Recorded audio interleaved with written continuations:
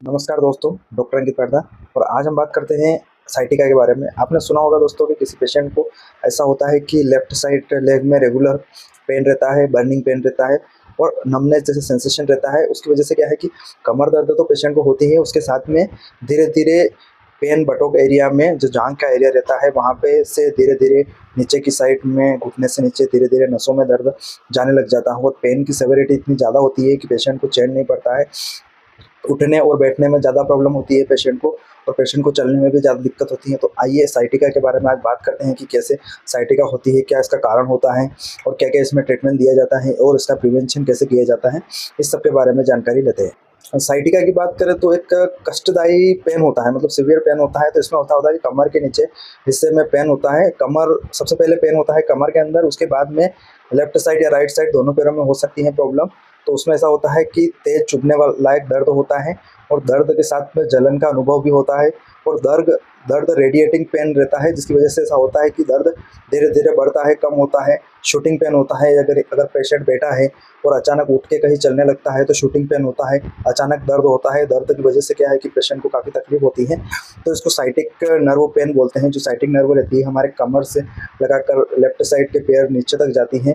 तो उसमें क्या है कि वो किसी कारणवश क्या है कि नस दब जाती हैं।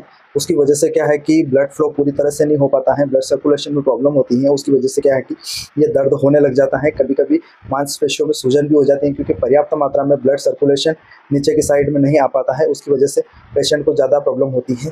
तो साइटिक नर्व इसमें ऐसा कंडीशन बनती है कि जो ये नर्व रहती है, ये सबसे बड़ी तंत्रिका नर्व रहती है। इसको नर्व बोला जाता है, जो रीढ़ की हड्डी से लेके पैर के निचले तलवे तक फैली हुई रहती है, जो ब्लड का संचार करती है। जब इस नस पे दबाव पड़ता है और सूजन होती है या फिर इस नस में कहीं न कहीं ब्लड फ्लो में कमी होती है, उसकी वजह से होता ये दर्द का अनुभव होता है। तो इस दर्द को साइटिका का दर्द कहा जाता है। ये देखा गया है, दर्द हर 10 जनों में से 7 जने इस प्रॉब्लम से परेशान रहते हैं।